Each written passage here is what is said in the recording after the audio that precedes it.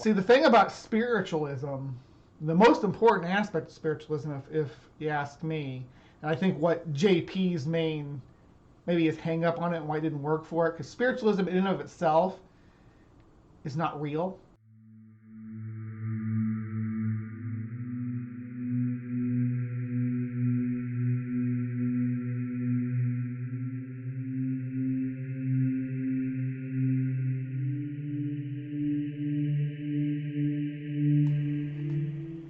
Hello and welcome to Creation Watch, where we look at some of the different ideas about the nature of existence, the realities that we live in, and the truth about the world, whether that is that it was created by a god, that the earth is flat, that there's electric, just whatever kind of religious ideology that you're going to attach to it. Now, I did waffle a bit about talking about the power of prayer, or the lack of the power of prayer today, but I thought maybe it would be a bad taste considering all things going on right now. So we will talk about that at some point. I do want to do a show about just that prayer doesn't work, and that using prayer instead of legislating a better world for our children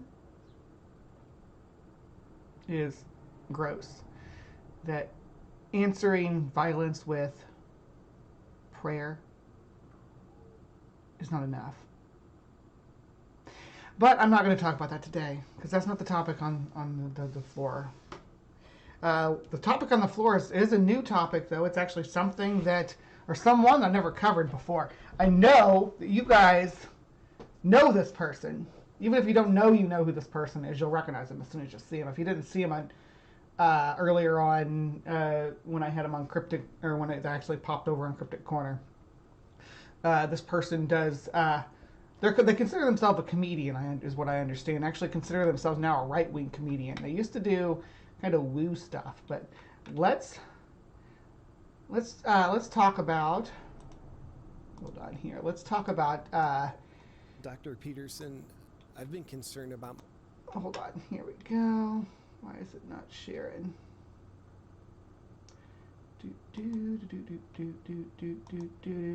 There we go.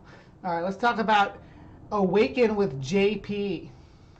I'm a comedian and freedom fighter. This actually has an interview with like Joe Rogan and Jordan Peterson and crap like that. He thinks he's a comedian, but he recently, and back when he first started doing his channel, I thought it was funny. I was like, if you can't laugh at yourself, right? And it was some of his earlier stuff that was actually entertaining, or I thought was entertaining. It's once we started getting into the trans stuff, he really, see, look, there's why the term transgender is canceled. So he got really cringe. But early on, I'm trying to get down to it. I guess he's pretty prolific content creator. Wonder if he's going to try to give me a strike for covering this video that I'm going to talk about today. There was one that he did a long time ago that I thought was just hilarious. It was about the prancercising, where it was about an alternative exercise that he kind of made up or whatever.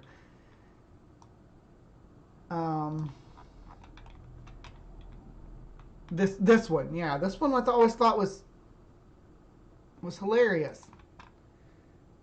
Welcome to my raw vegan cooking show.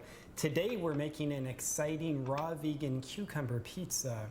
As raw vegans, there's no reason why we can't enjoy the fun and flavor of pizza just because we don't eat pizza. I think you're really going to enjoy this fast, simple, and delicious pizza recipe. Yeah, this is actually funny. Let's jump in. Like with any pizza, there's three main components: the crust, the sauce, and the cheese. We're going to start with the crust. For the crust, we'll be using cucumber slices. Now you'll want to spread the cucumber slices around on your baking sheet in a circular pattern. Now I'm using thin slices of cucumber, which will give me the look and the texture of a fine, thin crust. But if you prefer a thick crust pizza experience, you can substitute thick slices of cucumber instead. As the crust is settling, we'll move on to making our homemade pizza sauce. For it, we'll be putting cucumbers through a high-powered blender. As you can see, what comes out is a savory Italian-style sauce that already has my mouth watering. So yeah, I mean, you kind of see where this is going, right? You'll want to drizzle the sauce onto your crust and then spread it around evenly with a spoon. That brings us to every raw vegan's favorite food to substitute, cheese. Because cheese is the worst source of cheese, we'll be sourcing our Cheese is stuff like that. Cheese is the worst source of cheese. Just those are good jokes. cheese from cucumber. All you have to do is shower your pizza with freshly grated cheese from your cucumber, and you have an authentic, robust mozzarella experience. Yeah, there. That's the comedy that I thought it was funny. I followed this channel for a minute. It's 2.83 million subscribers. So,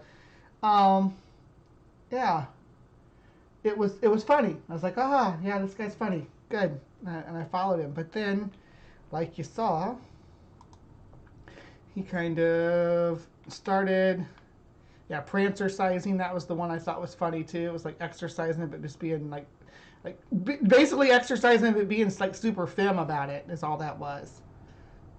No problem.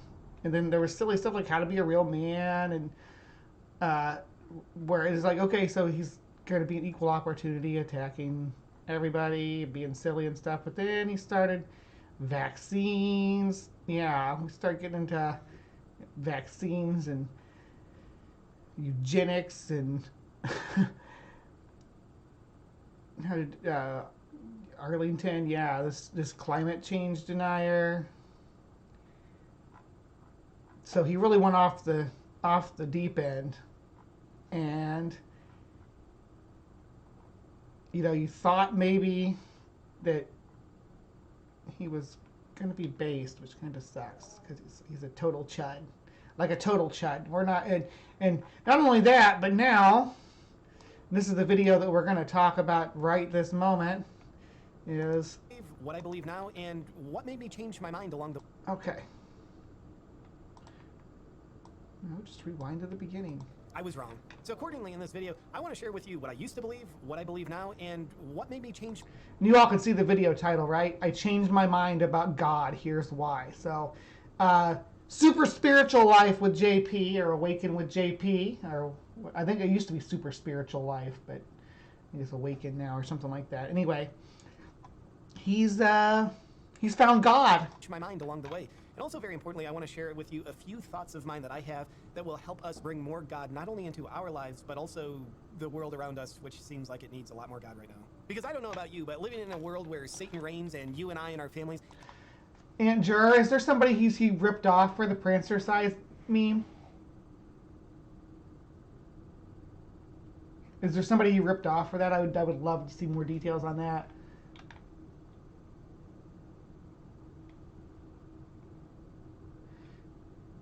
have to suffer the consequences doesn't really feel appealing to me. And also, quick disclaimer, this video is not intended to be a comedy video, and if that offends you, pray about it. So what I used to think about God that I now say, yeah, I was wrong about, I used to have a lot of judgment about religion and Christianity, thinking like, it's not bad, but it's like, dude, that's so outdated, and like, get with it. Why are you religious when you could be spiritual?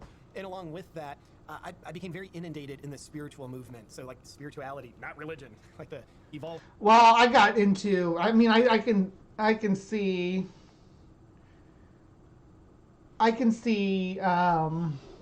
going down that route, right? There's a sincere lady about it that does the prancer sizing, and he was just making fun of her. Okay. Well, he's a dick, so he does make fun of a lot of people.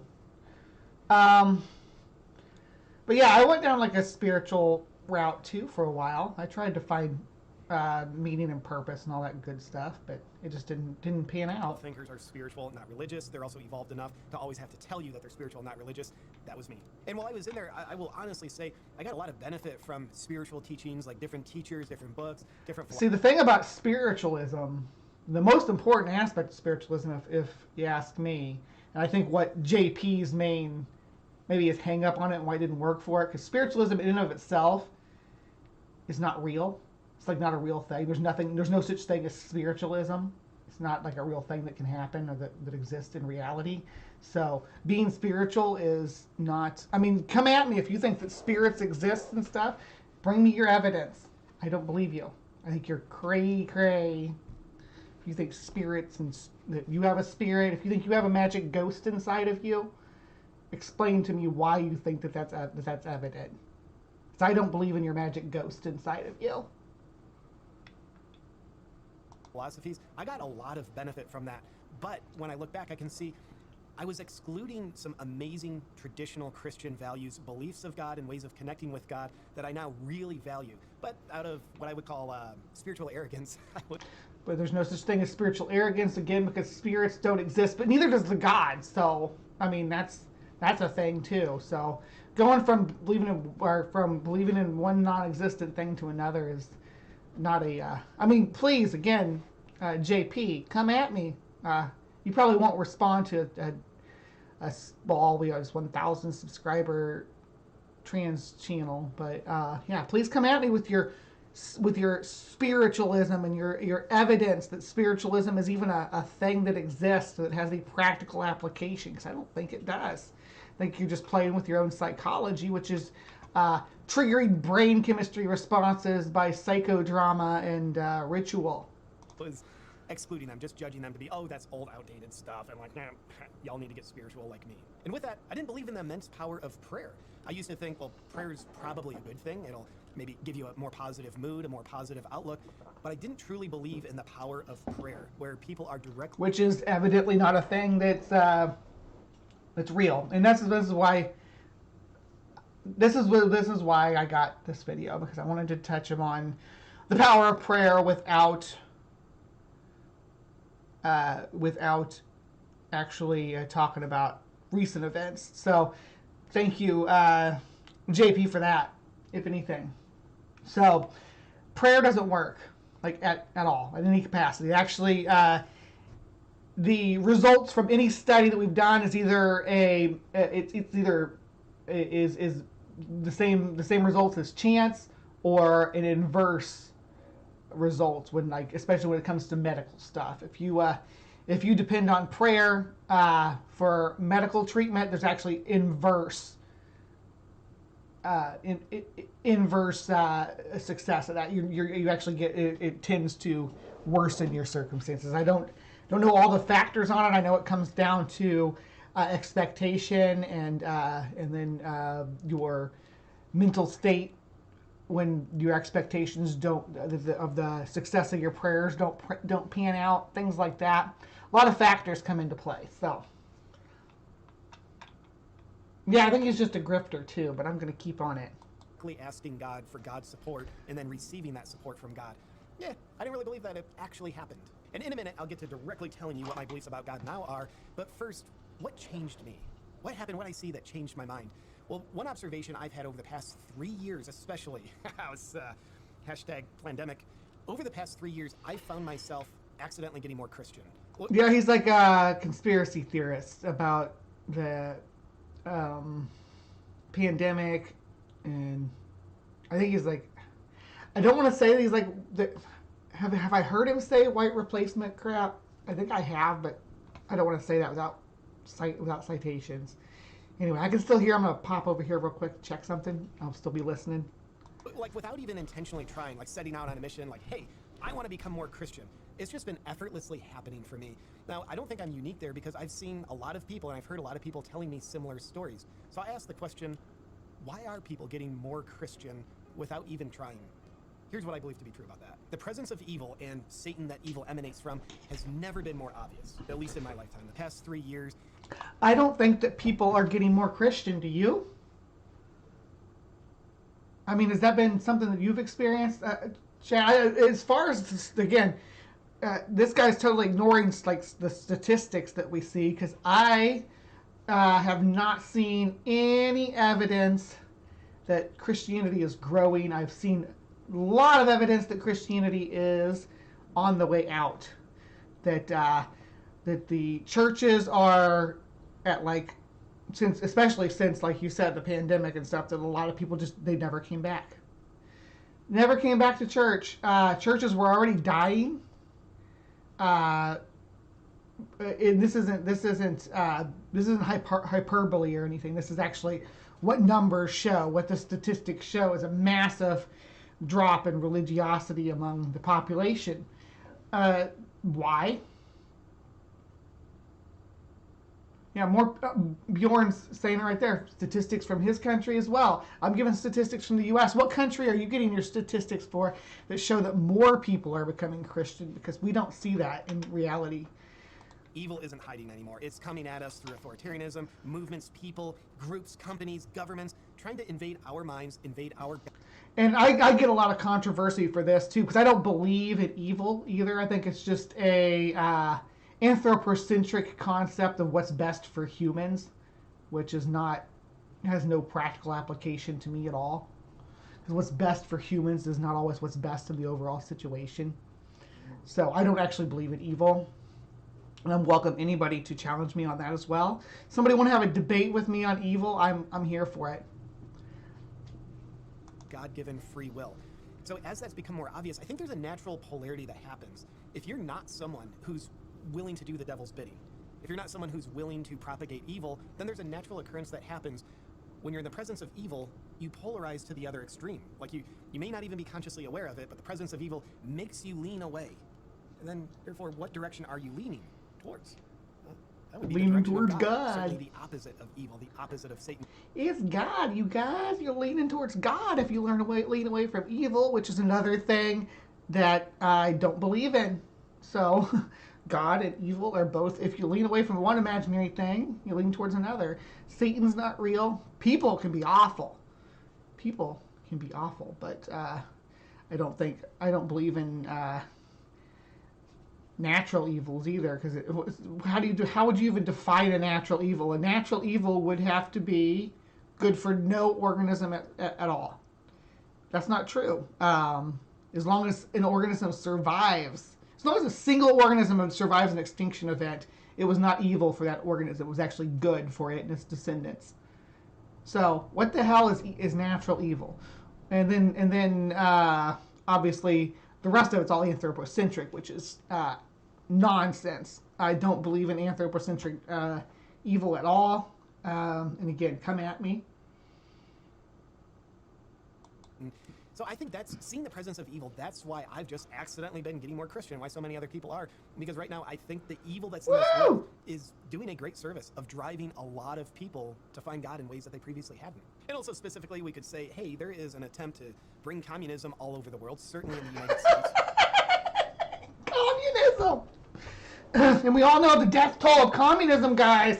It's 466 billion people and growing every hour. We've actually, communism is so bad that it's actually went back in time and killed the dinosaurs. I don't know if you all knew that about communism. We don't call it that, but it is that. And it's happening all over the world. We don't call it that but it is that. Then why don't we call it that? Because it's not really that, but because it is that, right? No, it's not. You don't, JP, you don't know what communism is? I doubt you know what socialism is. And they have you scared that social programs are socialism, and you conflate socialism to communism, and it makes you scared. Now I am a socialist, so I'm not. I don't know if I'm a communist, but I'm definitely a socialist. So I don't think you understand any of these terms. World. And there's a reason why communists have their #1 objective to disconnect people from God, where they ban religions, and of course right now it's more like discouraging it, shaming it, but wait a second. So you all have spent hundreds of years sitting on your throne as the biggest, most powerful religious force in the world since Constantine, and shaming anybody else and persecuting anybody else who had any different belief systems at all. And now you're like, oh, but now they're trying to do that to us and it's wrong. Now they're trying to diffuse people. No, it's what it comes down to is that they want to, like in a communist system, an actual communist system or an actual socialist system, the idea would be to assure correct information was disseminated to the masses. Because when in the system how it would work in theory is that the people would make the decisions would literally be in the hands of the people, and the people would run their own government. So in a situation like that, yeah, the idea that you can't spread misinformation is beneficial to the society because it keeps it from being dissuaded and misled by lies, which is what religion generally comes down to. It's all like doesn't comport with reality.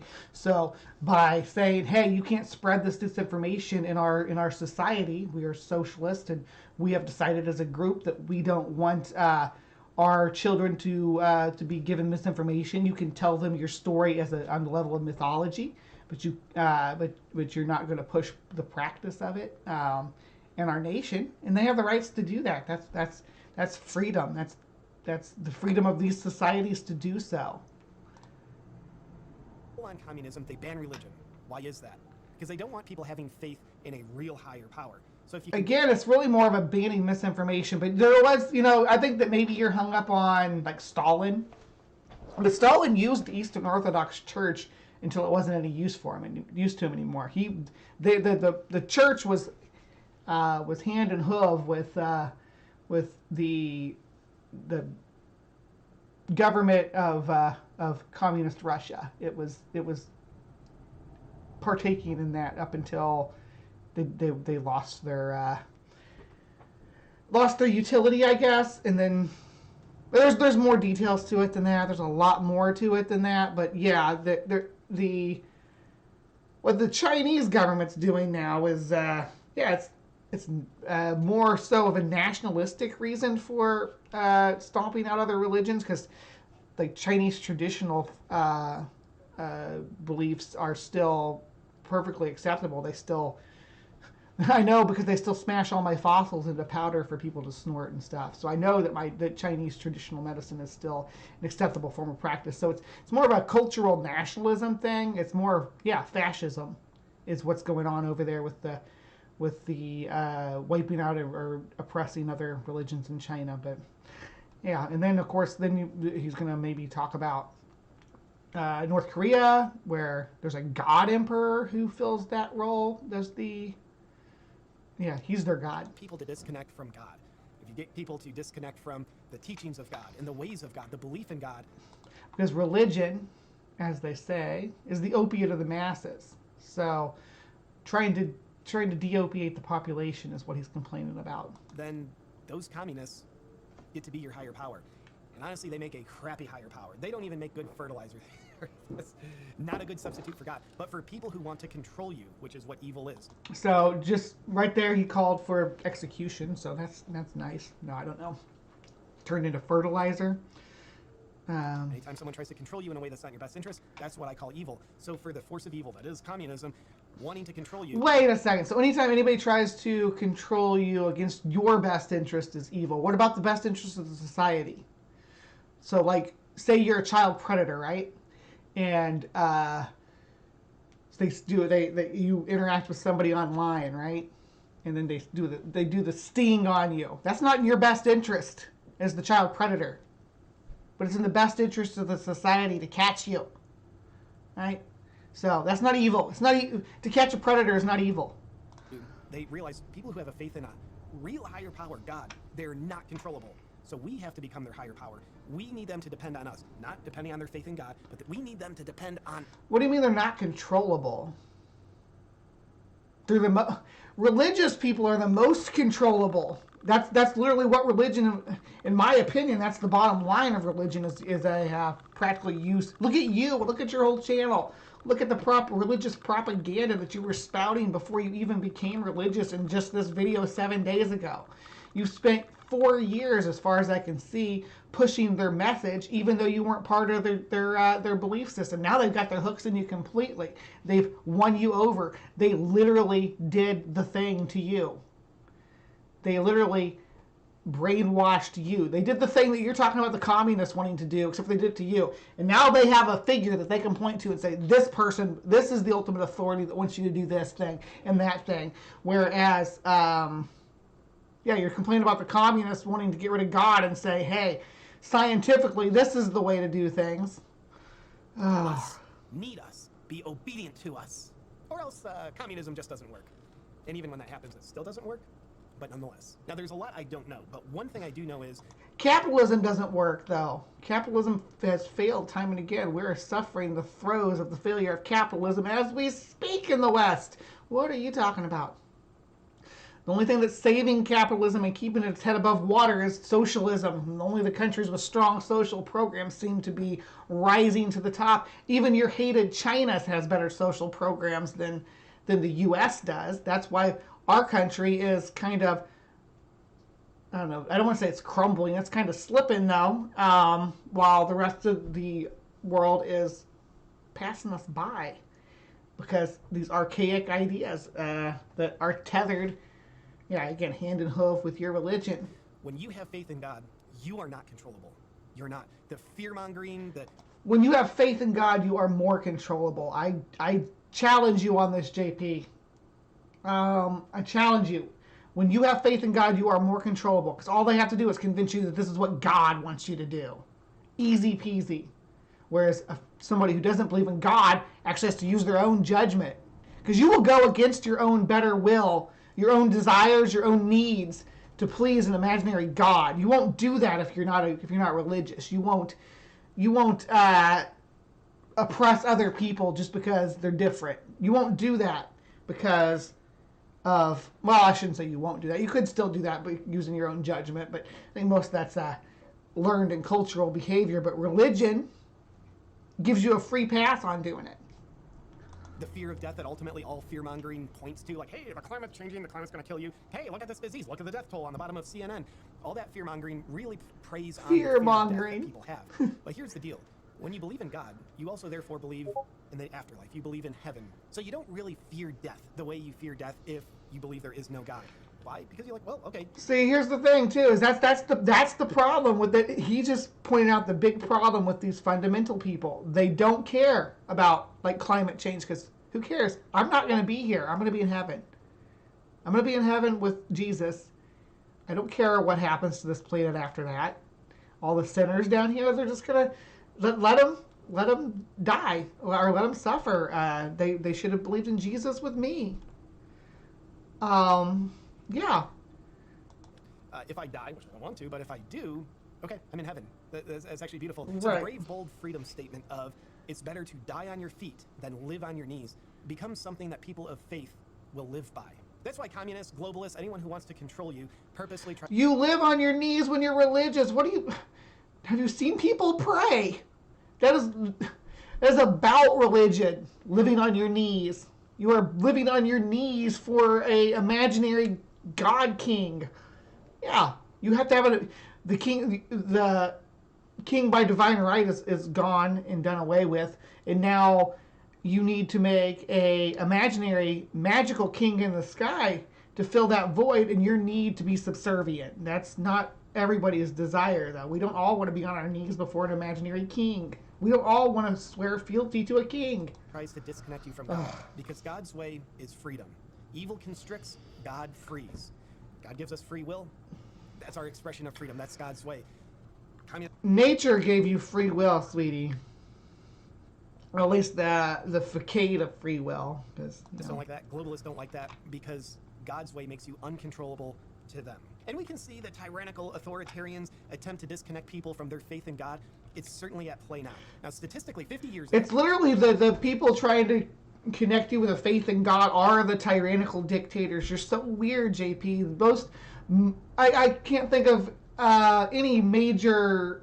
The Holocaust always comes up, and the Nazis, and they used religious ideology to control the people and turn them against the Jews and the Gypsies, and sorry, I don't mean to say that word. I'm so sorry. The Romani people. I'm gonna edit that out when I clip this. Sorry about that. I didn't mean to say a slur. I'm learning, so please forgive me. Anyway, so yeah, I don't even know what I was saying. 98% of Americans believed in God. Today, statistically, just 81% of Americans. And that's a good thing. Because if you believe that there's a magical. There's ways to believe in God that are reasonable, and there's ways to believe in God that are unreasonable and bad for society. If you believe that by putting your hands together, getting on your knees, and whispering to the ceiling is going to make real physical change in this world that we share together, then you are a problem. Then you are not a benefit to our society, because you are not going to make the proper choices to make changes. Instead, you're going to depend on and I know you all hate when I call it this, but on enchantment.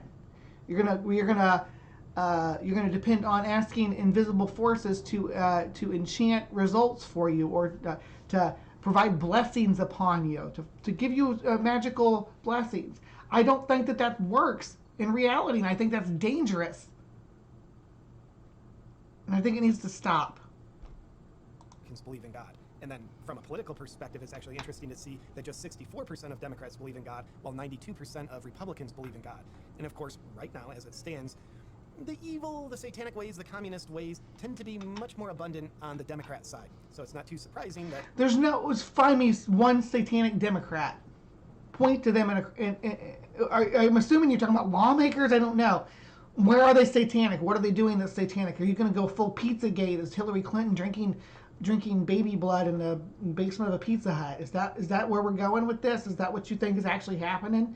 You've been swallowing the Alex Jones crap? Just 62% of Democrats believe in God. And specifically, we see the coercion to disconnect people from God playing out in all kinds of propaganda. People, you say that 52%, the problem is not the 52% of the Democrats that don't believe, or that they are let me get my train of thought. The problem is the ones that do believe in God, not the ones that don't, because they are the ones that are not. I would rather have a Congress, every branch of the government seated by atheists who believe that this is the only world that we get, than to be seated by people who think that this world is just a stepping stone to the kingdom of heaven, and it doesn't really matter what happens here because that's God's will.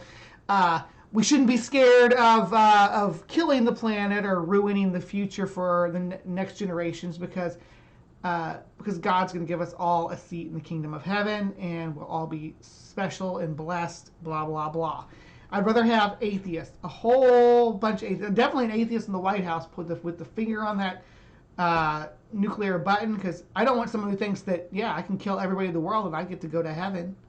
No, I don't want that world. I don't think anybody should. Propaganda, the gender ideology propaganda, where they're attempting to get people to believe that God made mistakes, which is a fascinating way to basically get people to not believe in God, because if you believe in God, you probably believe God doesn't make too many mistakes. Exactly the problem there. That's what I was saying about climate change. For sure, he's gonna make a transphobic joke here. But about the climate change, God doesn't make mistakes, so if the climate's changing, that's what God wants. Look at this junk between my legs. I'm the wrong gender. So they try to teach us, your mind, what you want. You are right, God's wrong. God made a mistake. I'm not the wrong gender. I get so sick of this. I am transgender, not the wrong gender. My gender is just what it is. My gender's not wrong. My gender's my identity, okay? If you want to say that I'm the wrong sex, okay, whatever. I don't think that I'm the wrong sex. I just don't think that they align. So I'm going to do what I can artificially to make them align, or to bring them to a place where they align as much as I can get them to. That's what it is. I don't think I'm the wrong gender, because gender is me. I'm not the wrong me. I am the me. My gender is part of the me. So it's not wrong, it's the me. The physical stuff, the physiological stuff about myself that I can change. That's the goal. To change the stuff that I can to better match with the me. So if there's things about my body that don't feel like me, or that don't make me feel like me, I'm just wanting to change those. Okay? So just the same as if you decide to get hair plugs, or have laser surgery on your back hair, or get a breast reduction surgery, or get a penis implant, get a nose job, all of those things, just the same shit, bro. Same story. We're doing the same thing. We're not the wrong gender. We're not in the wrong body. These ideas are toxic. mistake. Dude, you're totally right about you should be a woman. God made a mistake, so, you know, there probably is no God. But when we see all this gender ideology stuff that hinges on that principle that there probably was a God, he wouldn't be screwing up your gender now, would he? We see that coming at our kids all the time. And amongst other devious intentions behind that kind of ideology, I believe one of the principal ones at its core is to disconnect people from their faith in God. So here's what I believe now. I now look at traditional Christian values with a lot of respect and reverence, and I'm integrating those more into my life. I will make no claims that I'm the world's best Christian or most devoted Christian, but I'm looking at these Christian values, and they make way more... Godspeed, be good. You know I'm a socialist. You come to my content every day. Every time that you come in here, you know I'm a socialist. I'm going to say stupid socialist stuff that piss you off. And my audience is going to be largely socialist, too. So just, I mean, you can make criticisms. That's fine. I don't want personal attacks or anything like that. But let's keep it chill, guys. I like having the activity in the side chat. I do like that you all are engaging. I do want Bjorn and thank you for monitoring that, Sandy. I do, but I do want Bjorn and Godseed to be able to have their discourse in my side chat, because that does. This is the community that I'm trying to build. I want these topics to be broken down. So just monitor it, Sandy, and make sure that nothing. I got Jur here too. Jur's here, so just make sure that everybody stays chill. I don't care if we could disagree. I know we live in a capitalist society. I'm a socialist. I don't disbelieve in capitalism. I'm just a bitch about it. There's so many failings of capitalism that we could fix with a little socialism that I just think it's stupid that we don't. Let's not do idiot. Let's not name call. You're beautiful. I love you both. And anybody else? Tsunami, I love you too. Yeah, let's. But we can. Come on, I love you guys. Let's have fun. Live from the Hive. More sense to me now than they previously did. Christian values around faith in God. Christian values around family first. And I now believe that the power of prayer is the most important thing. And you understand that family first and the Christian value of family first is, he thinks it's like the nuclear family. That was not, again, I've harped on this so many times in the past, that's not been a normal standard for family until the last, 70 years. Prior to that, multi-generational families were the standard. You'd have grandparents, you'd have aunts and uncles, cousins, all living under one roof. Multi-generational households, or living in, like, my family did something, I still do kind of something like that. There's a little area of houses that they all built out in the country, a little neighborhood. They all live in the same house, but they're all clustered right there together. Which is great because it gave me a place to hang my head for a minute till I found an apartment. You and I can do. I believe prayer is powerful. I believe prayer brings about change. I believe prayer brings God into a place where... But it evidently doesn't, though. We see that it does not bring about change. It does not. The evidence shows that prayer is, if anything, it does inverse and does yeah. God is needed, where God has been absent of, where the evil has starved out the oxygen of God. I think we need more prayer. Now, I don't know for sure. Here's how I look. Evil starved out the oxygen of God. Interesting. Prayer. You just imagine you're in an underwater submarine, as opposed to the above water submarines. But nonetheless, you're underwater in a submarine, and you've got a limited oxygen supply. When oxygen starts running out, you're in trouble. And you look around the world today, people are in... And when the oxygen starts running out, you don't fall to your knees and pray. You go into action, right? You go to, we need to get to the surface and get some air. You don't we're running out of oxygen. You don't drop to your knees and pray for magic to intervene. In trouble. We really are. So what can you do? You need this oxygen. It's your life force. Mm-hmm. So, okay, we got to bring oxygen from the surface down to us here in this little submarine where we're at. How are we going to do it? Well, if you're in a submarine, some kind of tube system going up to the surface that pumps down oxygen into the submarine where it's needed. That's what you got to do. And I think prayer works in a similar way, where you look at where prayer is needed. But it's not a tube system. But what you're doing when you pray is, and you're in the submarine. You're not. It's not a tube. Well, you could get a tube, but you can't actually have a tube. You got to pray for the tube to appear and save you if you want a tube. Will is needed, absent of God. Whether it's like, hey, the World Economic Forum, or political prisoners from January 6th, or children in public schools, or individual situations you or I might be in. We need God, we need blessings, we need support. How are we going to get it? So, cool, we're in the submarine. I believe prayer becomes the tube that channels the oxygen of God down. Except for the tube's not real, right? There can't actually be a physical tube because that's how God's not physical. You have to have a like a faith tube. It has to be faith-based. It can't be a physical tube coming down and feeding you oxygen. To us. So it's like, God's there. Well, we got to bring God into the situation. So I think when we're in a prayerful state of mind, we're opening up a channel to bring God where God is needed. And how the system tends to be set up, the way I believe God set it up, is we have free will, which means God loves us enough to function disconnected from God, if that's our choice, where we can bring God into the situation. So I believe when we... So you have the ability to believe in the magic tube bringing oxygen to your submarine, or to not believe in it. Either way, there's no tube, right? So either way, there's no oxygen tube. So you can believe that there's a magical tube giving you air as you slowly suffocate, or you can believe that there's no magical tube and try to come up with a different method of bringing oxygen to the submarine. Yeah. Pray. We're opening up a tube to directly connect from God and bring God into the space. But there's no tube. You just believe the tube's there while you're suffocating. That's the difference, JP. Over which we're praying. We're bringing oxygen where it's needed. It sounds kind of artsy-fartsy. Obviously, that's not scientifically true, but maybe it's metaphor. It's not even metaphorically true because the tube can't exist physically for it to be a good metaphor. Very true. But nonetheless, I now view prayer as essential. It's what we need, and that's how I think it works. And it doesn't work at all. It's every time we've tested it, it's shown not to work. This right now, I think we're at a time of spiritual warfare. We look at what's going on in the world, conflict between different nations, division all over the place. We want to teach this to your kids. It's like, you seem kind of satanic. Well, that's because I think they are. So even though we see these literal things playing out at the physical level, I think what we're seeing is symptoms of what's happening at more of a metaphysical level. I think right now, Satan and God are at war.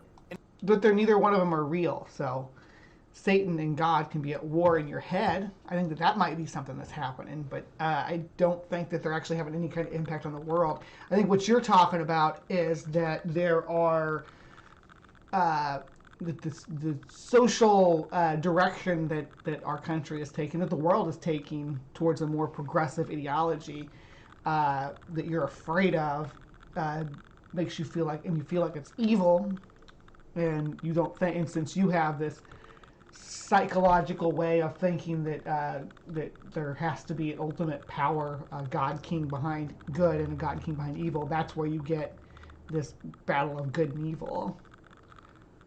In a time of spiritual warfare, what's on the line is you and I, our souls, our children. One side wants to control us, the other side wants to free us. And I think what we do in our day-to-day lives, our actions, our thoughts, our words, is determining which side of the spiritual warfare we're fighting on. Oh, side note, I want to be honest about this. Spiritual warfare is another buzzword. It doesn't absolutely have no meaning at all. There's no such thing as spiritual warfare. If one side believes that there's spirits and the other side doesn't, that's not spiritual warfare.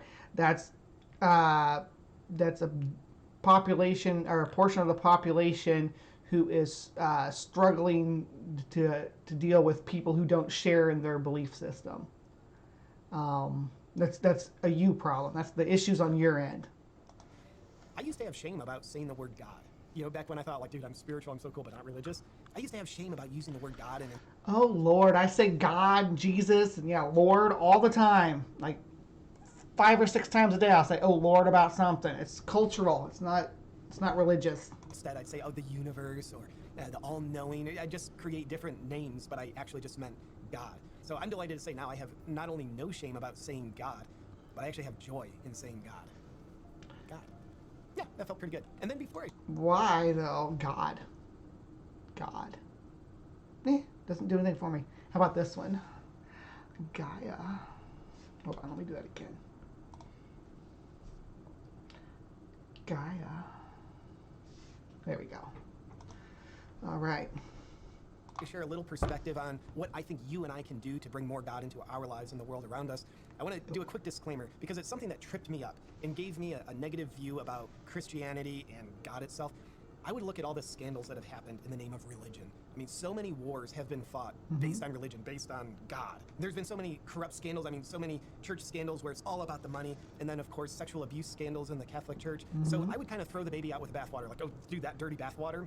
Yeah, if that's what Christianity is, screw that. If that's what God is, screw that. Now I have a much more mature look where I do believe evil goes wherever it can. The devil masquerades as an angel of disguise. So if the devil wants to control people, then a good way for the devil to do that. So basically, this is just a get a jail free card for religion, yeah, because religion's of God until it's not, and then it's the devil.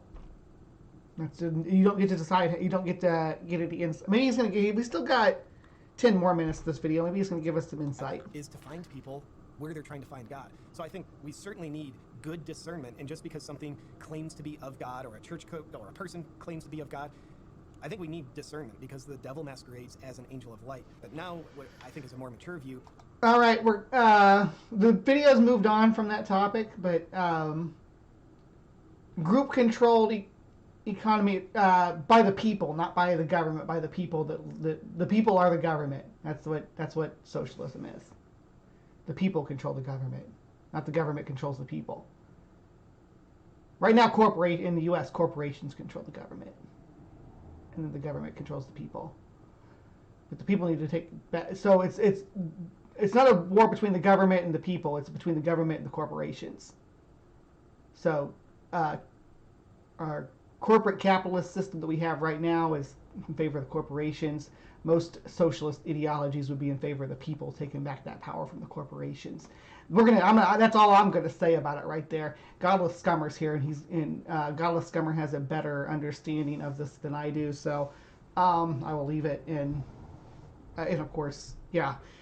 I will discern evil from churches, discern evil from God. So I don't have to throw the God baby out with the bathwater, but rather just throw the bathwater out and keep the God.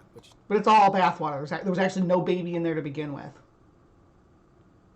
So now you're just holding an empty tub. What now? Seems to be much more empowering. So here are 4 empty things tub that is I more think you and I empowering. can do to bring more God into the world. 4 things, guys.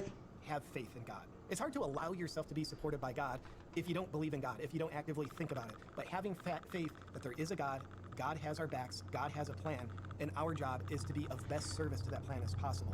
We don't get to pick our own faith, though. We don't get to say, "Oh, I have faith in this." That's something that's developed, that earns. That's why religion has to start with people so early and young, because it's earned, or not earned. Sorry, it's not earned, because it's given to somebody. Faith is indoctrinated into somebody, that this is happening, and that's not always a bad thing. Like I have faith that Ireland exists, right? I've never been there, never seen it. I've seen pictures that people tell me are from Ireland or Australia or any place else. I do have faith that those places exist, that the people who tell me that they're real, the people who tell me that they've been there, that they're from there, the people who tell me in geography class that they exist, that's all on faith, because I've never seen Ireland or Australia for myself.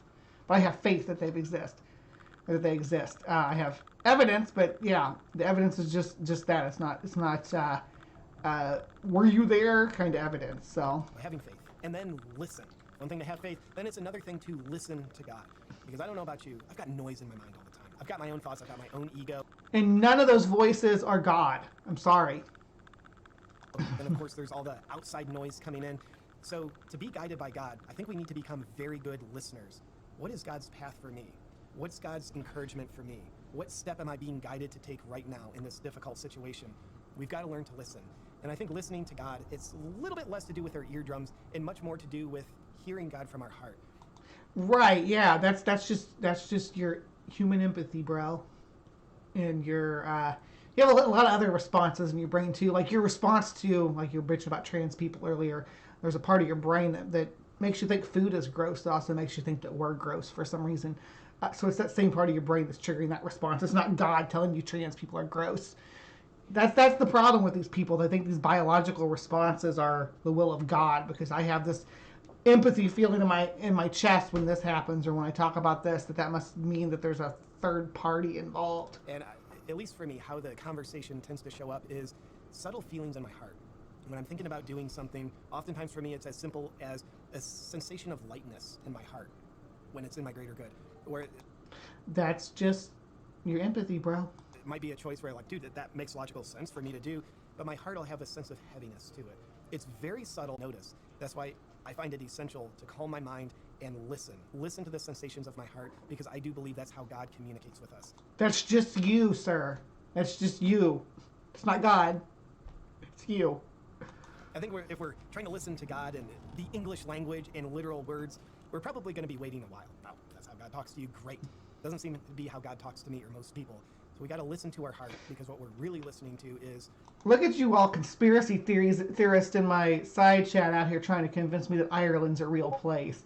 Yeah, leprechauns are real, guys. Sure, magical rainbows and what else is in Ireland? Banshees and all that wild stuff. Sure, Ireland's like Wonderland or Atlantis. Not a real place, guys. Stop trying to trick me. Who's on the other side of our heart, which I believe is God. And thirdly, about what you and I can do is pray. Pray often. Know when people are in need. Maybe you don't even know them, but pray for them. Pray. And to be clear, he's spelling pray, P-R-E-Y, because he wants you to indoctrinate people and tell them, I'll pray for you. Let everybody know you're a Christian. If anything bad happens in somebody else's life, somebody loses a child, somebody's going through hard times, somebody's struggling, instead of offering sympathies, instead of offering support or assistance, or just even an ear, instead of doing that, make sure that they know that you're religious, and that you'd rather talk to your imaginary friend about it than actually. And usually when people pray for other people, it prevents them from taking additional. I shouldn't say usually. Sometimes we will pray for other people. It prevents them from taking any additional steps to assist people. Leave it in God's hands, if you will. Pray for yourself. Pray for your family, your circumstances. Pray for other people. Pray for the world at large. And by the way, this might sound weird, but when we look at the evil authoritarians, people I judge to be evil at least, the Klaus Schwabs, the George Soroses, Bill Gates, Biden, Trudeau. It's not that I'm keeping track of who they are, but that's who I think they are. Bill Gates, and so this is conspiracy deep dive right here. I'm surprised he didn't say Fauci though. Bill Gates works, but I was expecting a Fauci. What would happen if we start praying for them? Certainly not praying for their agenda to succeed, but praying for them as the individuals. Because I look at them and what I see is godless people who are driven by their own ego, and I think evil is controlling their ego. I think Biden's Catholic, isn't he? What do you mean? It's not godless people that are oppressors all the time.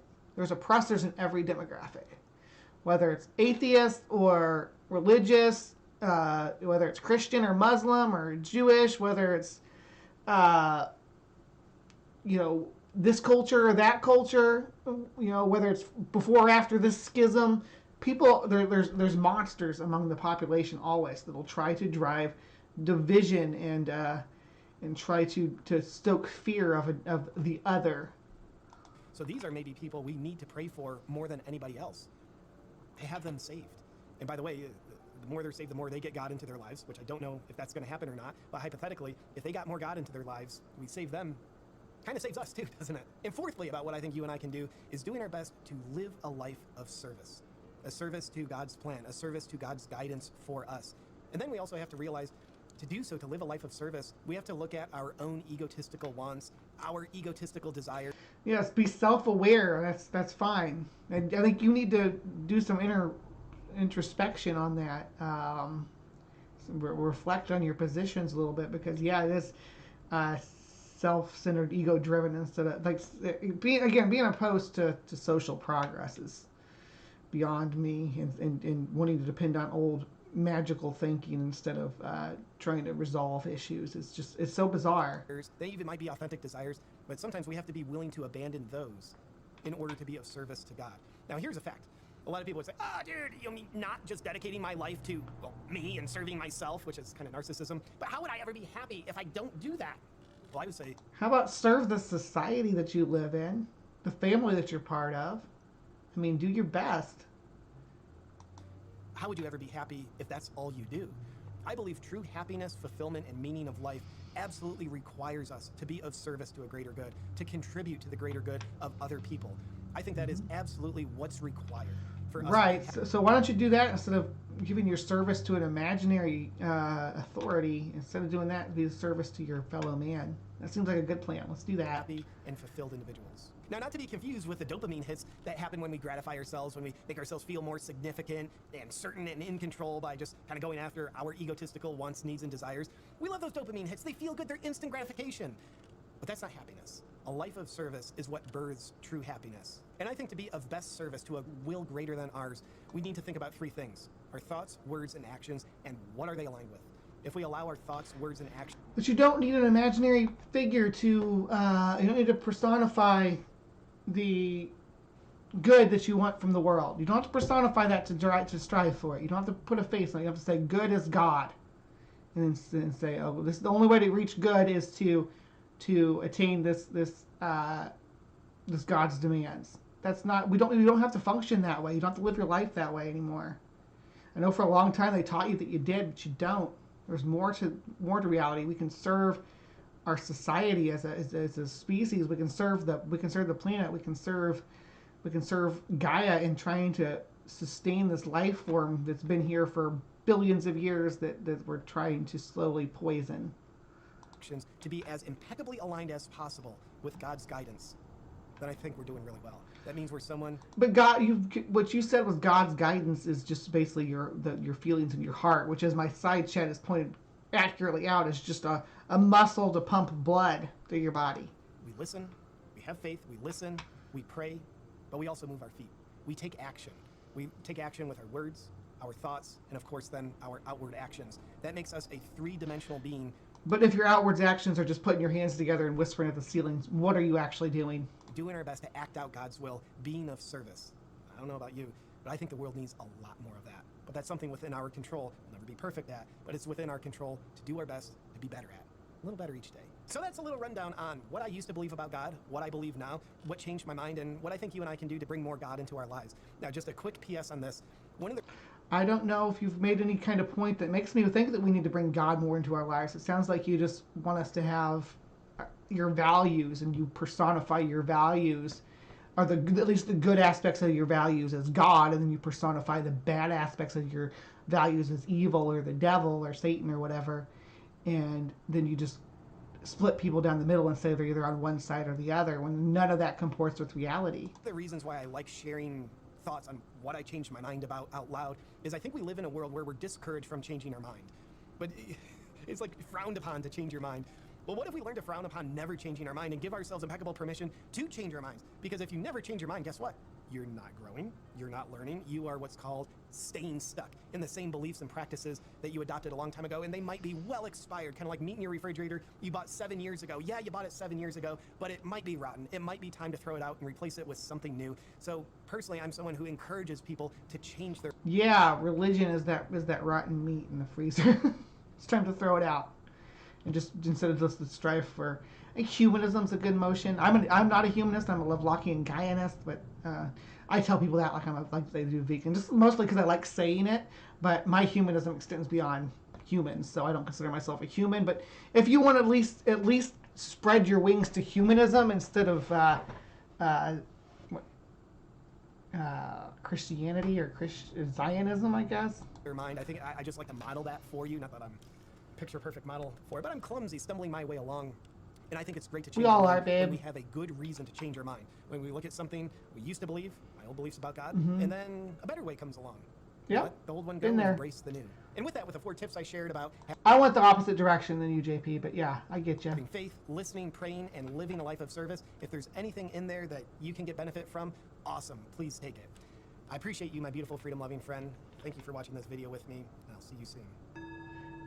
That's God. See, that's exactly right too. JP thinks he's obligated to believe in God because he no longer holds a left position. I don't think he ever held a left position. I think he's always been kind of I guess libertarians, classical libertarianism is a leftist position that I hold. So it depends on what you mean by libertarianism in that matter. But American libertarianism is more of a right wing. It's more of a conservative position. So, but yeah, I do think that there's like this implication that you have to adhere to religion to be on the right and to reject religion to be on the left, and that's That's just not the case, at least not as far as I've seen, for anyone dealing with any of this. I flip my camera around because I like it better this angle, but now it makes it hard to fix my hair. There we go. So that was JP's Super Spiritual Life guy. What's the channel called again? Awaken with JP. Yeah. 2.8 million subscribers, and this guy is talking about finding God. I think it's more of a political move on his part, but that's just my opinion. I think that it's because the crowd he runs in, he can grift better by claiming he's a Christian. All right, so thank you so much for joining us this evening in Creation Watch. Again, Awaken with JP. First time covering him. I'm not convinced of his argument for God, but I do appreciate you sticking with me. And if you have a different opinion than me down below about social topics or about JP's religious doctrine, definitely leave them in the comment section below. If anything at all, hit the thumbs up button or the thumbs down button. I don't care. If you hit the thumbs down button, I wish you would comment. But please remember to be kind and take care, and we will see you next time. Religious extremists don't believe in plurality or inclusion, but only in their own superiority and privilege. So in the 1950s, they changed our national motto from the unifying phrase E pluribus unum to an exclusionary proclamation of religious belief, and then forced atheist children to chant that mantra ever since. They don't want a democratic republic of we the people. They want an authoritarian regime of forced conformity, restricting even our most intimate liberties, what we think and even who we are. To achieve that goal, they promote American exceptionalism, which is the lie that the U.S. is blessed and will remain so only as long as we appease the Christian version of God, even when that means attacking unbelievers and queer folk, which our increasingly awful state is already doing. In order to sell the first lie, they need to couch it in another lie, that the U.S. was founded as a Christian nation, which is demonstrably factually false even according to the founders themselves, and the lie that our laws were based on Moses, who experts now say never existed. The First Amendment contradicts the First Commandment because the founders wanted to be the polar opposite of the Sharia-like law of Moses. But if the 10 Commandments were prominently displayed in every classroom, then the kids would believe that lie. That's why religious conservatives want this. They are relentlessly trying to rewrite history to undermine our pioneer example of a secular nation, the only form of governance that can provide religious freedom. Our model has become the envy of the Western world and is now emulated by older countries that were once the oppressive theocracies that our forefathers escaped and that Christian nationalists now want to drag us back to. Lieutenant Governor Dan Patrick said this bill would promote religious freedom, which of course it won't. It will have the opposite effect, which is the intended effect, to promote Christianity to a privileged position. This bill is an unconstitutional establishment of religion by design. That is the whole point of it, and the only possible purpose behind it, so it must not pass. All right, members, any questions for this witness? All right, we appreciate you being here. Chair calls Charles Cruz.